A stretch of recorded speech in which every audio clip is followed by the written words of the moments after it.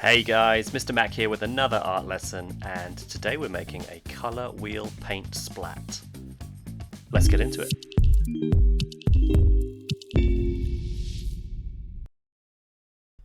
So this one's super easy. The idea is it's a colourful background and someone's dropped some water over it or some paint over it, and you can sort of slightly see the colours underneath still through the watery puddle. So let's just take a second to think about our colour wheel. Red, orange, yellow, green, blue, purple. Doesn't have to be starting at red, doesn't have to end with purple, but as long as you get them in the same order, it doesn't matter because it's a wheel, right? It goes round and round and round. The purple connects back up with the red. So yeah, it doesn't really matter where you start, but you need to know that and you need to have that clearly in your head before you go about doing this. So we're going to start off by dividing our page into 6 sections. I've used a ruler and a pencil to do this. To be honest, if you don't want to use a ruler to do this, you don't have to. They don't actually have to be straight lines, as long as your 6 sections are about the same size, okay? So I just divided the page in half and then do 2 third lines from either side inwards to get my 6 sections. And then all I'm going to do is draw a big puddly paint splat thing that goes through all of those sections, okay? Make sure it touches all of those sections, otherwise you won't quite get the whole effect. It might be worth at this point, before you get started colouring properly, just marking each section with the colour it's going to be, just so you don't make a mistake in a minute. And I should also note at this point, I'm doing this with colour pencils to show that it can be done with colour pencils easily, and most people should have colour pencils at home. If you would rather do this with paint, this is an excellent one to do with paint. Watercolour paints, ready mix paint, acrylic, whatever you have at home, this would be a really good one to do in paint. And I'll talk more about how you're going to get the different tones of colour later. So you can see how I've marked the sections red, orange, yellow, and then going down and round, green, blue, purple background, so that it sort of makes the loop, the colour wheel loop. So here's just a quick illustration of how this is going to work. With colour pencils, you're going to press hard for the outside sections, the bit that's not the puddle, and get that nice, strong, bold, saturated colour. And then for the inside sections where the puddle is, keeping all the colours separate still within their squares, you just press much lighter. You've still got to cover the whole area, don't really want to see the white gaps, but just press much lighter with your colour pencil. Now for this bit, if you're doing this bit with paint, you would use neat undiluted paint on the outsides, just a little bit of water on your brush as normal.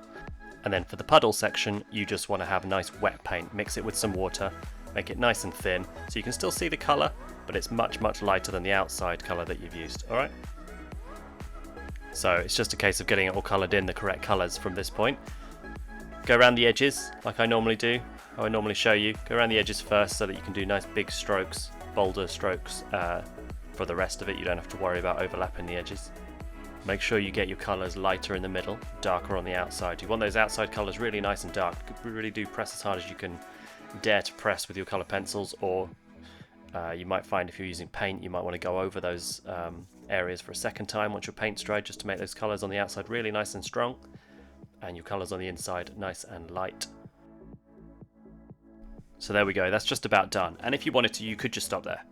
That would be fine, but we're going to add a couple more things just to really make it stand out. So next obvious thing is a nice black outline around the puddle. So I've just grabbed a black felt tip pen. Even if you've done this with paint, I would still use a felt tip pen. It's much easier. If you want to do it with a paintbrush, you can. It's just a lot harder. Either way, make sure your paint's really nice and dry before you start doing this black outline, because you're going to get smudgy bits otherwise.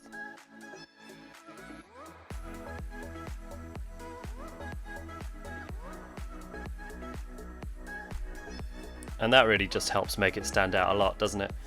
So you could stop there. If you wanted to try it a little bit more, you wanted to try something a little bit more tricky, extend yourself a bit, then grab your colour pencils again, choose a direction. I've gone from the top left, and just add a little inner shadow onto your little water splat, just on the top left edges of everything on the inside. And then I think I also went round and just added a little shadow with a black pencil on the bottom right edges of everything, just to try and give it a little bit of that 3D depth.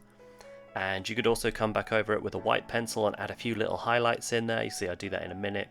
If you're using paint, or if you've got some white paint around, that'd be even better actually than a white pencil for this, because it'll show up a bit more.